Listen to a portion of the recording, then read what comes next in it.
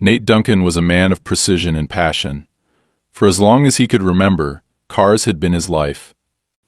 From the moment he could hold a wrench, Nate had spent countless hours in the garage with his father, working on engines, replacing parts, and restoring forgotten vehicles to their former glory.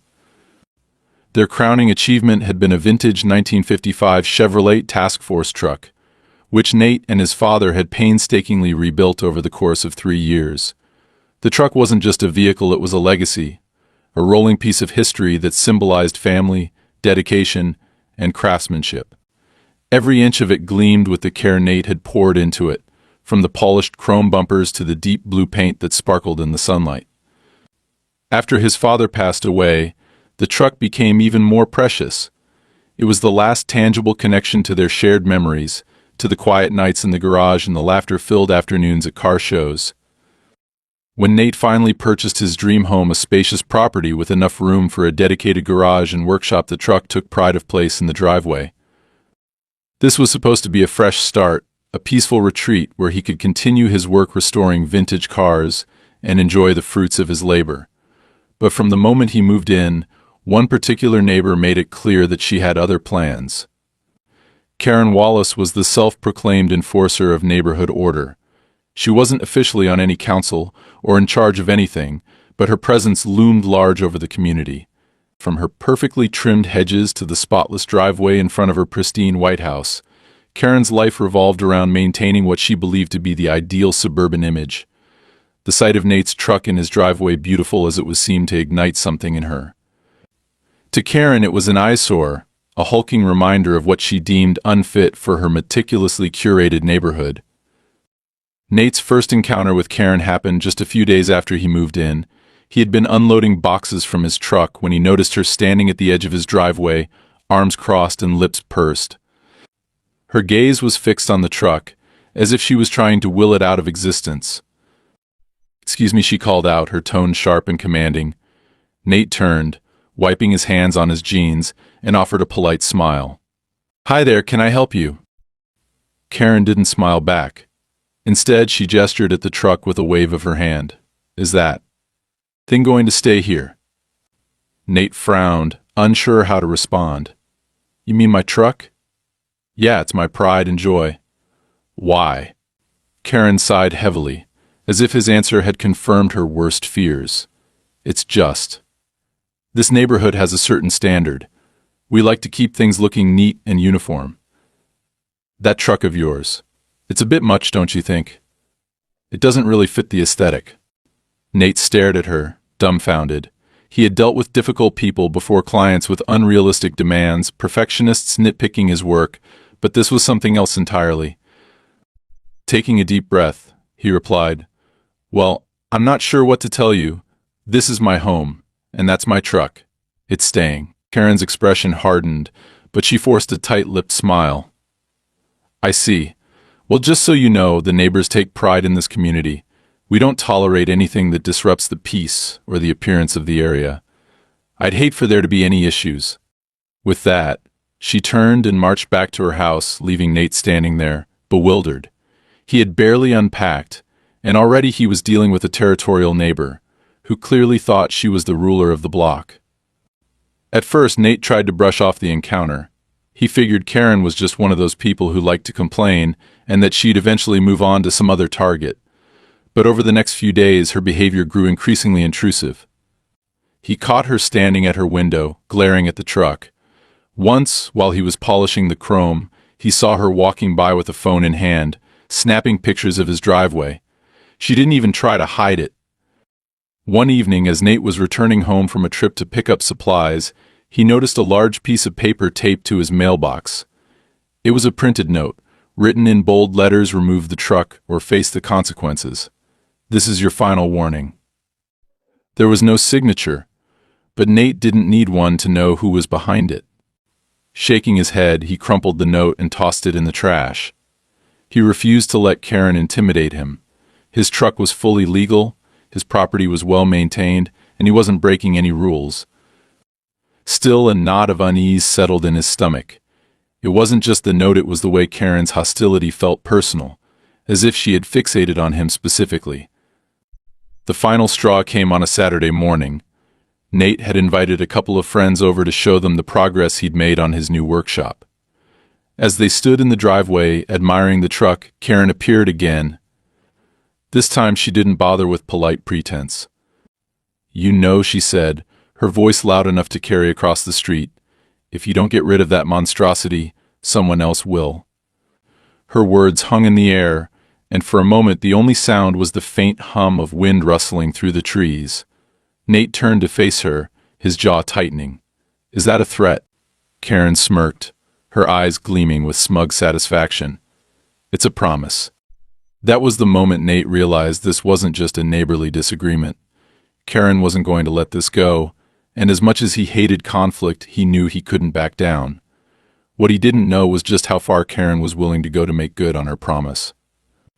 The tension between Nate and Karen escalated faster than he anticipated. After her ominous declaration about getting rid of his truck, Nate decided to stay vigilant but otherwise go about his life. However, it became clear that Karen wasn't bluffing about taking action. Just 2 days after her last confrontation, Nate returned home from running errands to find an orange parking notice slapped across the windshield of his truck. The notice claimed that the vehicle was in violation of local residential ordinances regarding oversized vehicles, and that failure to remove it within 48 hours would result in a fine or removal at the owner's expense. Nate's frustration bubbled over as he read the flimsy sheet of paper. He knew his truck didn't violate any ordinances. It was parked in his driveway, well within his property lines, and it wasn't a commercial vehicle. The accusation made no sense. He marched inside, set the notice on the kitchen counter, and began researching local parking and zoning laws. Within 15 minutes, he confirmed what he already suspected: Karen's complaint was baseless. He decided to call the number listed on the notice, which connected him to the local government's traffic enforcement department. After explaining the situation, Nate was informed that no such citation had been issued by their office. Whoever placed the notice had fabricated it. Nate felt a mix of relief and anger. Karen had gone from being an annoying busybody to actively creating false accusations to harass him. He called the police non-emergency line to report the incident, but the officer on the phone gave him a lackluster response. Unfortunately, if you didn't see the person place the notice and there's no evidence linking it to someone specific, there's not much we can do. Just keep an eye out, and if it happens again, let us know. The lack of action left Nate fuming, but he refused to be intimidated. He returned to his driveway, peeled the fake notice off the truck, and threw it in the trash. His truck wasn't going anywhere. The next morning, Nate woke to the sound of voices outside. He looked out his bedroom window and saw 2 men in reflective vests standing next to his driveway. One of them was gesturing at his truck while the other appeared to be taking notes on a clipboard. Nate quickly threw on some clothes and stepped outside. "Can I help you guys?" he called, his voice firm but not confrontational. The man with the clipboard turned to him. "Are you the owner of this vehicle?" "Yeah, that's my truck. What's going on?" The man glanced at his partner before replying. "We're here on behalf of a local contractor to assess the removal of this vehicle. We've been informed it's in violation of neighborhood guidelines and needs to be relocated." Nate's blood ran cold. "What contractor? Who hired you?" The man flipped through his clipboard and read aloud, "Karen Wallace. She said she's representing the neighborhood association and has authorization to remove the vehicle." Nate's jaw tightened as he struggled to keep his composure. "Well, she's lying. There's no association here, and this truck is legally parked on my property. You're not touching it." The men exchanged uneasy glances. "Sir," the first man said carefully, "we're just doing our job. If there's an issue, you'll need to take it up with MS Wallace. We'll hold off until we get clarification." Nate nodded sharply. "You do that."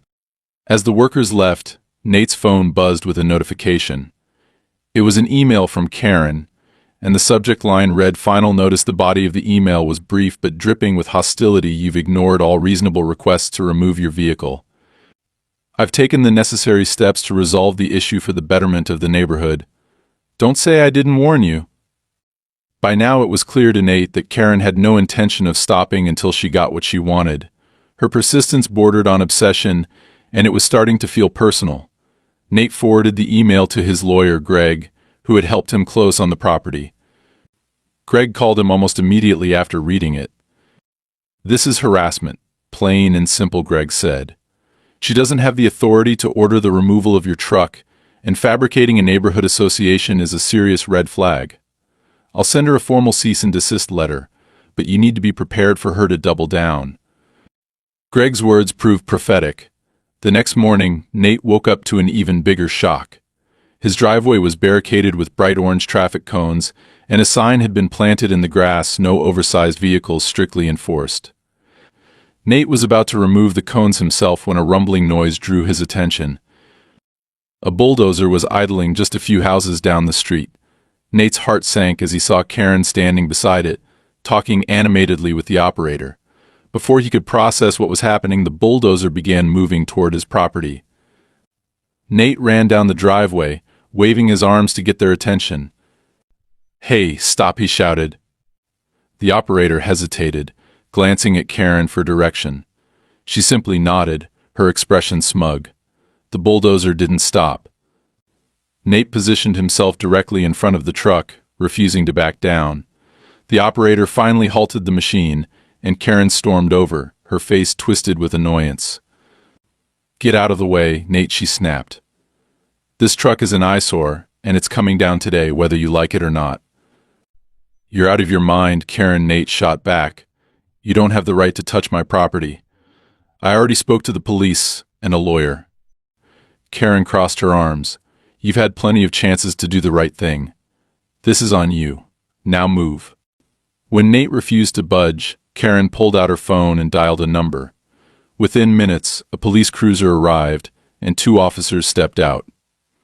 Nate hoped their presence would put an end to Karen's antics, but to his dismay, she immediately began spinning a web of lies. "Officers, this man is blocking our crew from removing an illegally parked vehicle," Karen said with feigned exasperation. "He's been warned multiple times, and now he's being combative." Nate quickly interjected, explaining the situation and showing proof of ownership. One of the officers inspected the paperwork while the other tried to mediate. "Mom, this is clearly his property," the officer said after reviewing Nate's documents. "If you attempt to remove the vehicle, you could face criminal charges for destruction of property." Karen's face turned red, but she didn't back down. "Fine," she huffed. "Let him keep his stupid truck. But don't come crying to me when this neighborhood goes downhill." The officers left after confirming that the situation had been resolved, but Nate knew it wasn't over. As he watched Karen storm back to her house, he couldn't shake the feeling that she was already planning her next move. The following night, Nate was jolted awake by the sound of crunching metal. He raced to the window and froze in horror. The bulldozer was back, and this time it wasn't stopping. By the time he made it outside, his beloved truck was a mangled heap of metal. Karen stood nearby, arms crossed, watching the destruction with a satisfied smile. "You've crossed the line," Karen, Nate said, his voice shaking with fury. She smirked. "No, Nate, you did. I warned you." The sight of his truck, crushed and twisted into an unrecognizable heap, felt like a blow to Nate's chest.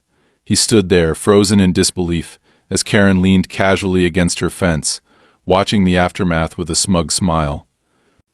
The bulldozer operator, clearly uncomfortable, had already turned off the machine and was attempting to avoid eye contact. It wasn't until Nate's knuckles turned white from clenching his fists that he managed to snap himself out of the initial shock. "Are you out of your damn mind?" Nate yelled, his voice raw with anger. "Do you have any idea what you've done?" Karen didn't flinch. She met his glare with an unnerving calmness, her arms crossed tightly over her chest. "What I've done," she said with venomous precision, "is what needed to be done. That monstrosity was ruining the neighborhood. You refused to handle it, so I took care of it myself. You're welcome." Nate felt his jaw tighten as he took a step closer, his finger pointed directly at her. "This was my property. My truck. You destroyed it. You think you're just going to get away with this?" Karen's smile widened, as if she had been waiting for that exact reaction. "I acted on behalf of the community," she said, her voice laced with mock righteousness.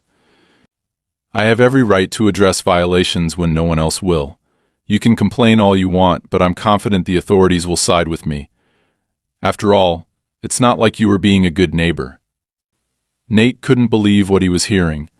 Her sheer audacity was almost as shocking as the destruction itself. Realizing he was too angry to argue any further without losing control, Nate took a deep breath and turned away. His first priority was documenting everything. He pulled out his phone and began taking photos of the wreckage from every angle, ensuring he captured the bulldozer in the frame, as well as Karen standing nearby. The operator, now visibly nervous, finally broke his silence. "Hey man, I was just hired to do a job. I didn't know it would turn into this." Nate turned to him, his eyes narrowing. "Who hired you?" The man hesitated, glancing at Karen before muttering, "I don't know all the details. Some contractor got in touch with my boss. I'm just doing what I was told." Karen interjected, her voice sharp. "That's enough. You've done your part. You can go now." The operator didn't need to be told twice. He climbed back into the bulldozer and quickly drove it off the property, leaving Nate and Karen alone in the tense silence. Nate turned to her one last time. "I'm calling the police. You're not getting away with this." Karen shrugged. "Go ahead. I've already spoken to them. They're well aware of the situation, and I doubt they'll see things your way. But sure, knock yourself out." Shaking with anger, Nate dialed 911. When the officers arrived, Karen wasted no time presenting herself as the aggrieved party. She claimed that the truck had been parked illegally and that she had acted in the best interests of the neighborhood after multiple attempts to resolve the issue amicably. Nate, on the other hand, presented the officers with the evidence he had collected: the photos of the wrecked truck, proof of ownership, and copies of the fake citations she had previously left on his windshield. One of the officers, a middle-aged man with a no-nonsense demeanor, stepped aside with Nate to speak privately. "It's pretty clear she overstepped," he said in a low voice. "But these kinds of disputes can get messy, especially if she's claiming she acted on behalf of the community. We'll document everything, but this might be more of a civil matter than something we can handle right now." Nate's frustration deepened. "So what? She destroys my property and all she gets is a slap on the wrist." The officer shook his head. "Not exactly. You can press charges for property destruction, but you'll also need to file a civil suit to seek compensation. It's going to take time." Time wasn't something Nate felt he had. Every moment that passed without consequences for Karen only emboldened her further. But he nodded, knowing there was no point in arguing with the officer. "Fine," he said. "I'll do whatever it takes." Karen, standing a few feet away, smirked as the officers wrapped up their report. "See you in court, Nate," she said sweetly, as if this was all a game to her. Over the next few days, Nate threw himself into action. He contacted his lawyer, Greg, who assured him they had a strong case. The destruction of the truck, combined with Karen's fabricated citations and email threats, painted a clear picture of harassment and malicious intent. Greg also suggested hiring an independent appraiser to assess the value of the truck, which would be critical in determining the damages Karen would owe. However, Karen wasn't about to back down. Within a week, Nate received a countersuit in the mail. Karen was claiming that his truck had violated zoning laws and posed a safety hazard, which she alleged justified her actions. The document was riddled with exaggerated claims, including accusations that the truck's size obstructed visibility for drivers and endangered pedestrians. "This is insane," Nate said, pacing in Greg's office as he read through the countersuit. "She's making all of this up." Greg leaned back in his chair, his expression calm but serious. "That's her strategy. She's trying to muddy the waters and make it look like you're equally at fault. But don't worry, we'll dismantle her claims one by one. What's important is that we stay focused and don't let her rattle you." Easier said than done. Karen's antics escalated as the legal battle unfolded. She began rallying other neighbors, spreading rumors about Nate and his supposed reckless behavior. One evening, Nate overheard her loudly complaining to another resident about how he had refused to compromise and put everyone at risk with his oversized monstrosity. It was clear she was trying to turn the neighborhood against him, painting herself as the victim of an unreasonable man. Things took an even darker turn when Nate noticed strange occurrences around his property. His garbage bins were tipped over and scattered across the driveway one morning. A week later, he found deep scratches on the side of his garage, as if someone had deliberately vandalized it. Although he had no direct evidence linking Karen to these incidents, the timing was suspicious. Feeling increasingly isolated, Nate decided to install additional security cameras around his property. If Karen or anyone else tried anything again, he wanted solid proof. He also began documenting every interaction with her, no matter how small. Every note, every comment, every suspicious incident was carefully logged and backed up. Despite the mounting tension, Nate refused to let Karen intimidate him into submission. He had spent years building his reputation as a meticulous craftsman and a dedicated professional, and he wasn't about to let someone like her tear it all down. The wreckage of his truck still sat in his driveway, a painful reminder of what he had lost. But it also fueled his determination to see this through to the end. What Nate didn't know was that Karen was already planning her next move, one that would take their conflict to a whole new level of chaos. Nate Duncan's fury simmered as he stared at the mangled remains of his prized truck.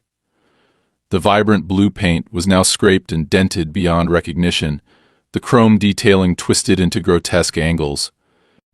It wasn't just a truck, it was a part of his identity, a legacy he had built with his late father. And Karen, in all her smug self-righteousness, had destroyed it without a second thought. He could still hear her voice echoing in his mind, "I warned you." The words felt like a slap. Her smirk seared into his memory as she watched the bulldozer crush his property. But if she thought this was the end of it, she was sorely mistaken. The first thing Nate did was contact the police to file a formal complaint for destruction of property. By the time the officers arrived, Karen was waiting on her porch, her demeanor calm and confident, as though she hadn't just orchestrated an act of outright vandalism. She even greeted them with a cheery good afternoon, officers as if she were the victim. Nate, however, wasn't in the mood for pleasantries. "That woman," he said, pointing directly at Karen, "hired a bulldozer to destroy my truck. That's thousands of dollars in damage, hell, hundreds of thousands.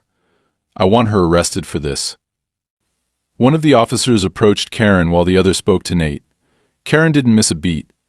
"I had no choice," she declared dramatically, loud enough for Nate to hear. He refused to comply with community standards.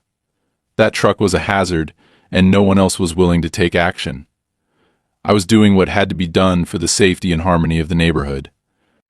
Nate's frustration grew as he overheard her weaving her narrative. "That's a load of crap," he snapped, turning to the officer. "It's my property, my driveway, and my truck. She doesn't have the authority to make those decisions. She's been harassing me for weeks over this." Karen clasped her hands together in mock innocence. "Oh, harassment? Is that what you're calling my polite attempts to address the matter? I sent him several warnings, officer. He chose to ignore them." The officer speaking to Nate sighed and shook his head. "Look, this is clearly a serious matter, but unfortunately, it's not something we can resolve on the spot. We'll file a report and forward it to the district attorney's office. They'll decide whether to press charges." Nate clenched his fists, struggling to stay calm. "And in the meantime, she just gets to walk away after destroying my property." Karen interjected with a smirk. "I'm sure the DA will understand that I acted in good faith. Sometimes you have to make tough decisions for the greater good." Her nonchalant attitude made Nate's blood boil, but he knew better than to let her bait him into an outburst in front of the police. After the officers left, promising to document everything thoroughly, Nate walked back into his house and immediately called Greg, his lawyer. Greg's voice was sharp and focused when he heard what happened. "She's crossed the line. We've got her on destruction of property, harassment, and malicious intent. This isn't just a civil matter anymore, it's criminal. But you need to document everything. Photos, video, receipts, communications, anything that proves she had no right to do what she did." Nate nodded, already pulling up the pictures he'd taken of the wreckage. He forwarded them to Greg along with a detailed timeline of events, including Karen's fake parking citation and her threatening email. By the time he finished, it was well past midnight, but he couldn't sleep. Every time he closed his eyes, he saw the bulldozer crushing his truck, heard the crunch of metal, and felt the sting of Karen's smug words. The next morning, Nate's phone buzzed with a new email. The subject line read "Official Neighborhood Petition." He opened it to find a message from Karen, who was now attempting to rally the other residents against him. The email accused Nate of endangering the community with his truck and outlined a fabricated list of grievances, including claims that it blocked visibility, created noise pollution, and was inconsistent with neighborhood values. At the bottom of the email, Karen had attached a petition for the removal of disruptive vehicles, urging residents to sign and restore peace to our community. Nate couldn't believe her audacity. She had already destroyed his truck, and now she was trying to vilify him in the eyes of the entire neighborhood. Determined not to let her win, he went door to door that afternoon, speaking directly to his neighbors. Most of them were sympathetic once they heard his side of the story, but a few admitted they felt pressured by Karen's relentless campaigning. "Karen can be persuasive," one neighbor admitted nervously. "She makes it hard to say no, but I don't think what she did to your truck was right." While some neighbors offered their support, others avoided him entirely, likely afraid of getting caught in Karen's crosshairs. It became clear that she was using fear and manipulation to maintain control over the community. Later that week, Nate received another blow. A letter arrived in the mail, a countersuit filed by Karen. In it, she claimed that the truck had violated zoning laws, posed a safety hazard, and caused her emotional distress. The letter was filled with exaggerated accusations and outright lies, but it was enough to complicate Nate's legal case. Greg wasn't surprised when Nate showed him the countersuit. "This is a classic tactic," he said. "She's trying to paint herself as the victim and shift the focus away from her actions. Don't worry, we'll dismantle her claims piece by piece. But you need to be ready for a fight. She's not going to make this easy." The fight soon turned physical, at least, in terms of property damage. One morning, Nate woke up to find his garage door scratched and dented. Another day, his trash bins were mysteriously tipped over, their contents scattered across his driveway. It felt like Karen was escalating her campaign against him, but she was careful to avoid being caught in the act. Nate decided to take matters into his own hands legally, of course. He installed additional security cameras around his property, making sure every angle was covered. He also began documenting every incident in a detailed log, from the fake parking citation to the vandalism on his garage. Each entry was time-stamped and backed up with photographic evidence. Despite his precautions, the stress began to take its toll. Nate found himself constantly on edge, watching for any signs of Karen's interference. Her tactics were relentless, and it was clear she was determined to push him to his breaking point. But Nate refused to give her the satisfaction. "This isn't just about the truck anymore," he told Greg during one of their meetings. "This is about her thinking she can get away with anything. She's been doing this to people for years. I'm not going to let her keep bullying everyone." Greg nodded. "Good, because if we're going to beat her, we need to show the court exactly who she is. She's counting on you to give up. Prove her wrong." As Nate left the office that day, he felt a renewed sense of determination. Karen might have destroyed his truck, but she hadn't destroyed his resolve. He was ready to fight back, no matter how long it took. But Karen wasn't done yet. She had one more card to play, and it would take their feud to an entirely new level. Nate knew he couldn't let Karen's antics go unanswered, but as the days passed, her relentless harassment began to wear on him. The destruction of his truck had been a devastating blow, but Karen's smear campaign and her countersuit felt like a slow, grinding war of attrition. Every time he thought he could catch his breath, another curveball would land. It wasn't just about the truck anymore, it was about standing up to someone who had clearly made it her mission to ruin him. Greg, his lawyer, had been working tirelessly to counter Karen's claims. The countersuit she filed was full of baseless accusations, but Greg knew how dangerous it could be if left unchecked. "The good news is that we can prove she's lying," Greg told Nate during one of their late-night strategy sessions. "The bad news is that this is going to drag out for months, maybe even longer. She's doing everything she can to outlast you. She's betting you'll give up first." Nate's frustration only deepened when Greg revealed that Karen had filed additional complaints with local authorities. These new complaints accused Nate of improper waste disposal in his garage, another fabricated story with no basis in reality. Despite the obvious falsehood, the authorities were obligated to investigate, and Nate found himself having to answer for yet another of Karen's schemes. Inspectors showed up unannounced at his property, forcing Nate to open his garage and explain that he wasn't running any kind of illegal operation. The humiliation of being scrutinized like a criminal in his own home pushed Nate to a breaking point. After the inspectors left, muttering apologies for the inconvenience, Nate stormed inside and called Greg. "This is insane," he fumed. "I can't live like this. She's just going to keep piling on until I'm buried in this mess." Greg's voice was calm, steady, the only anchor in the storm. "That's her plan, Nate. She wants to overwhelm you. But we're building a solid case, and if we keep our heads, we'll come out on top. The key is not letting her win in the court of public opinion. She's trying to make you look like the bad guy, but we can turn that around." Nate took a deep breath, letting Greg's words sink in. He wasn't about to give up, but he needed more than legal action. Karen wasn't just playing by the book, she was manipulating perceptions, planting seeds of doubt and mistrust among the neighbors. Nate decided it was time to take action in a way she wouldn't expect. He started by reaching out to the neighbors who had shown sympathy but were too afraid to speak out. One by one, he invited them over to see for themselves what Karen had done. He showed them the wreckage of his truck, explained the timeline of events, and provided evidence of her fabricated complaints.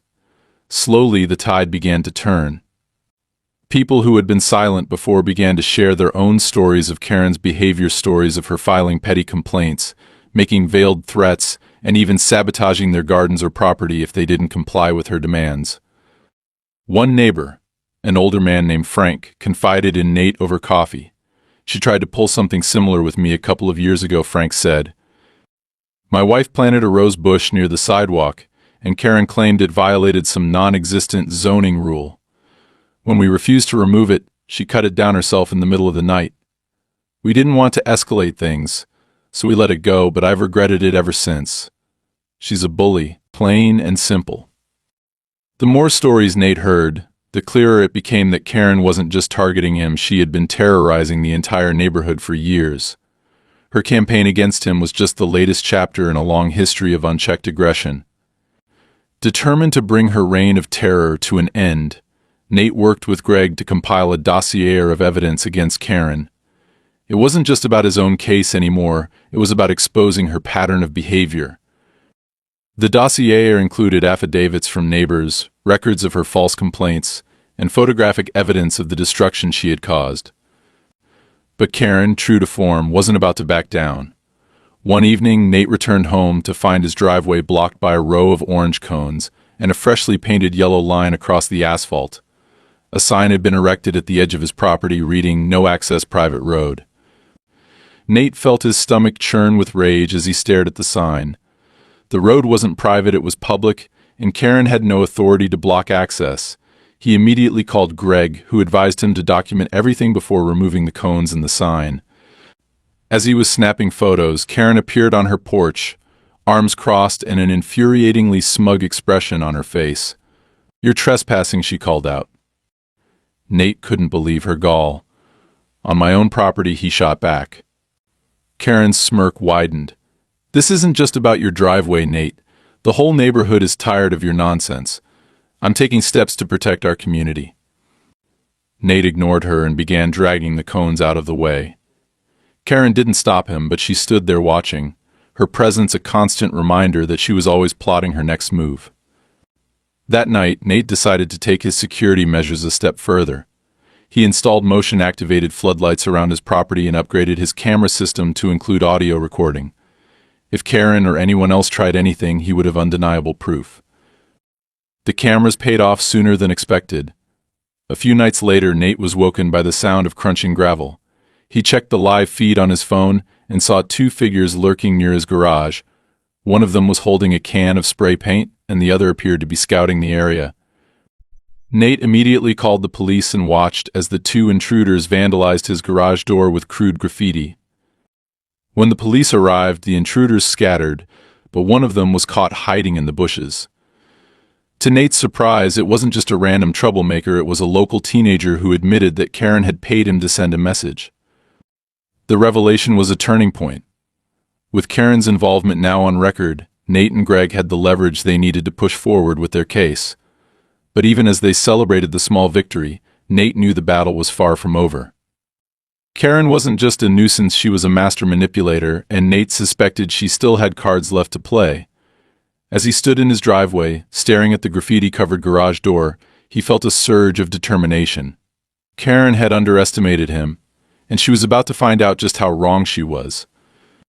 Karen's latest move, the vandalism orchestrated through hired teenagers, had given Nate and his lawyer, Greg, a critical advantage in their fight against her. For the first time, they had a direct link between Karen and an illegal act. But as satisfying as it was to finally have proof of her underhanded tactics, Nate knew this victory was just one small step in a much larger battle. Karen wasn't someone who gave up easily, and he could feel the weight of her next move looming in the background, waiting to strike. The police had released the teenager who vandalized Nate's property to his parents, but the damage had been done both literally and figuratively. Nate's garage door was covered in crude spray-painted insults, phrases like "get out and trash lives here."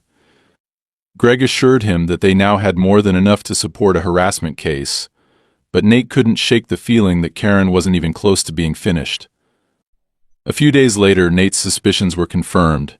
He was working in his garage, trying to repair some of the smaller damage caused by the bulldozer to salvage parts from his wrecked truck, when a knock came at the door. He opened it to find a sharply dressed man holding a clipboard. "Mr. Duncan," the man asked, his tone professional but clipped. "Yes, that's me," Nate replied cautiously. The man handed Nate a thick envelope. "You've been served." Nate's stomach sank as he opened the envelope and began scanning the documents inside. It was another legal filing this time. Karen was accusing him of creating a nuisance property that violated local noise and zoning ordinances. The filing claimed that Nate's work on his vehicles constituted an unlicensed commercial operation, and that his activities were disturbing the peace of the neighborhood. It was pure fabrication, of course. Nate's work was entirely legal, and he wasn't running a business out of his home just restoring cars as a personal passion. But the sheer audacity of Karen's claims left him seething. She was trying to bury him under legal filings, forcing him to defend himself at every turn and drain his resources in the process. When Nate called Greg to inform him about the latest development, Greg wasn't surprised. "This is a classic tactic," he explained. "She's trying to overwhelm you, make you spend more time and money fighting her in court. But don't worry, we can prove this is baseless. It's going to take some time, though, and that's exactly what she wants. She's playing the long game, hoping you'll give up before we can get to the finish line." Time, however, was something Nate wasn't willing to give Karen. He was done playing defense. It was time to go on the offensive. Over the next week, Nate and Greg worked tirelessly to build a counteroffensive strategy. They filed a formal response to Karen's nuisance claim, attaching a mountain of evidence to disprove her allegations, including video footage of Nate's quiet, low-profile work on his vehicles and testimony from neighbors who confirmed that he wasn't disturbing anyone. At the same time, Greg began preparing a motion to consolidate all the legal filings into a single case, a move designed to prevent Karen from dragging Nate into court repeatedly over frivolous claims. But while Greg handled the legal side, Nate decided to take a more personal approach to deal with Karen's relentless meddling. He began speaking more openly with his neighbors, encouraging them to come forward with their own experiences of Karen's harassment. To his surprise, several of them were eager to share their stories. One neighbor, a retired schoolteacher named Linda, revealed that Karen had once reported her for unauthorized tree planting simply because Linda had added a small cherry tree to her yard. Another neighbor, a young couple who had just moved in, confided that Karen had berated them for parking their car too close to the curb, even though it wasn't against any rules. With each new story, Nate realized just how deep Karen's toxic influence ran. She wasn't just targeting him, she was trying to control the entire neighborhood, one petty grievance at a time. Inspired by his neighbors' willingness to stand up to Karen, Nate began compiling their accounts into a comprehensive dossier that Greg could use as part of their legal case. Karen, however, wasn't about to back down. Her tactics became more aggressive and less subtle. One morning, Nate woke up to find a note taped to his front door. It read, "You re not wanted here. Move out before it gets worse." The handwriting was shaky and unfamiliar, but Nate didn't need a signature to know who was behind it. Later that same day, as Nate was checking his mail, a car slowed down in front of his house. The passenger window rolled down, and Karen's unmistakable voice called out, "Still here, huh? Don't worry, you'll figure it out eventually." Before Nate could respond, the car sped off, leaving him standing there with his fists clenched in anger. The breaking point came just a few days later. Nate was in his backyard when he heard a loud crash from the front of the house. He rushed around the corner to find that someone had smashed one of his windows with a brick. Attached to the brick was another note, this one reading, "Leave." It was the final straw. Nate called the police and filed a formal report, providing them with the note and the brick as evidence. This time the officers took him more seriously, especially given the mounting incidents of vandalism and harassment. They assured him that they would increase patrols in the area and keep a closer eye on Karen's activities. But Nate wasn't content to wait for the authorities to act. He decided to take matters into his own hands, not through retaliation, but by making sure Karen's actions were exposed for what they were. He upgraded his security system yet again, adding additional cameras, and even placing a trail camera in a tree overlooking the street in front of his house. It didn't take long for the new measures to pay off. A few nights later, one of the cameras captured Karen herself walking onto Nate's property under cover of darkness. She appeared to be carrying a can of paint, but when she noticed the motion-activated floodlights snap on, she froze like a deer in headlights before retreating to the shadows. The footage was clear and damning, showing Karen trespassing on Nate's property with what appeared to be malicious intent. The next morning, Nate sent the footage to Greg, who immediately filed a motion to bring it into evidence in their ongoing case. It was a major breakthrough proof that Karen was not only behind the vandalism, but that she was willing to take risks to intimidate Nate directly. But as satisfying as it was to catch Karen in the act, Nate knew the fight was far from over. She was desperate, and desperate people were unpredictable. As he reviewed the footage again that evening, he couldn't shake the feeling that Karen still had one more trick up her sleeve. And whatever it was, Nate was determined to be ready for it. Nate sat in Greg's office, his jaw clenched as he reviewed the evidence they had compiled against Karen over the past weeks. The vandalism, the harassment, the forged complaints, all of it was documented, cataloged, and ready to be presented in court. But even with everything laid out in black and white, Nate couldn't shake the unease gnawing at the back of his mind. Karen had been unusually quiet since the night she was caught on camera trespassing. For someone as vindictive and relentless as her, silence felt more dangerous than her constant provocations. Greg, as always, remained calm and methodical. "We've got her," he said firmly, tapping the stack of papers on his desk. "Between the footage of her trespassing, the affidavits from your neighbors, and the police reports, this is as open and shut as it gets. She's out of moves." But Nate wasn't so sure. "You don't know her like I do," he said. "She doesn't back down. If she's quiet, it's because she's planning something." Greg leaned back in his chair, studying Nate. "Whatever she's planning, it doesn't change the fact that we're ahead. Stick to the plan and we'll come out on top." The court date arrived faster than Nate expected. As he walked into the courthouse, he felt a mixture of nerves and determination. This was his chance to expose Karen for what she truly was, a manipulative bully who had terrorized him and his neighbors for far too long. But as the hearing began, it became clear that Karen wasn't going down without a fight. Dressed in an impeccably tailored suit, Karen sat at the defendant's table with her lawyer, a slick, fast-talking man who seemed to thrive on creating confusion. From the moment he began his opening statement, it was clear their strategy was to muddy the waters as much as possible. "Ladies and gentlemen," Karen's lawyer began, "what we have here is a case of mutual hostility. My client, a respected member of her community, was forced to take action after Mr. Duncan's repeated disregard for neighborhood standards disrupted the peace and safety of the area.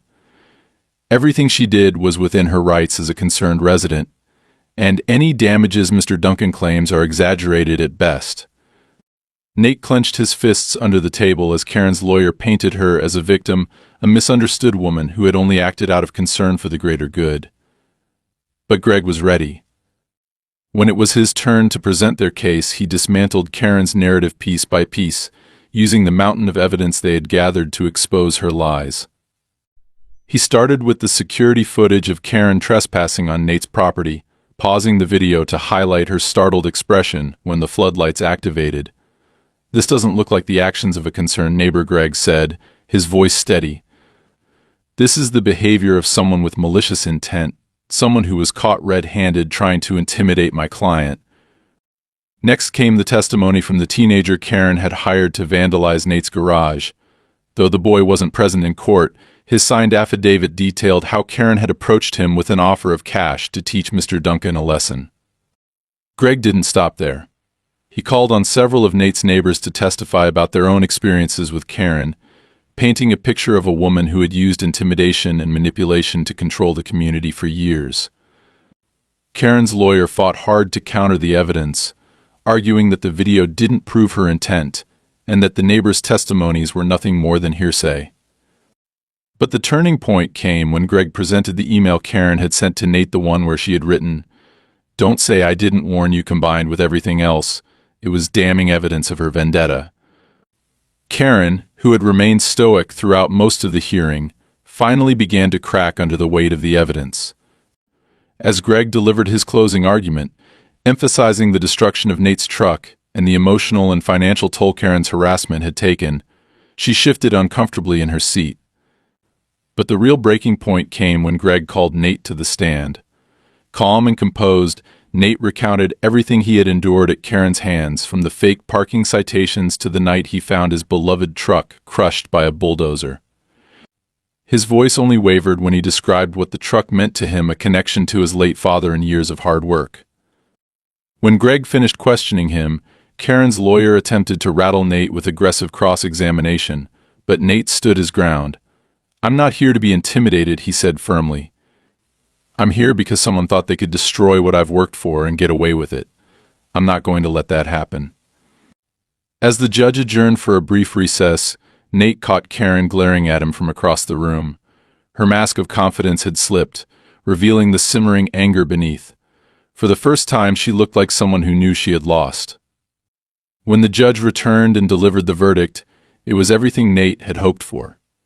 Karen was found guilty of destruction of property, harassment, and trespassing. She was ordered to pay full restitution for the damages to Nate's truck, as well as his legal fees and additional punitive damages. The total amount was staggering, a sum Karen could never hope to pay without selling her home. But what truly mattered to Nate wasn't the money, it was the acknowledgement that Karen's reign of terror had finally come to an end. As he left the courtroom, Greg clapped him on the shoulder. "You did it," he said with a smile. Nate nodded, feeling a weight lift from his shoulders. But as he stepped outside, he couldn't help but glance over his shoulder, half expecting Karen to come storming after him. She didn't. For once, she had nothing left to say. It wasn't just a victory for Nate, it was a victory for everyone Karen had bullied and intimidated over the years, and as he drove away from the courthouse, he felt a renewed sense of purpose. The truck might have been destroyed, but what it represented, the legacy of his father, his passion for his work, and his refusal to back down, was stronger than ever.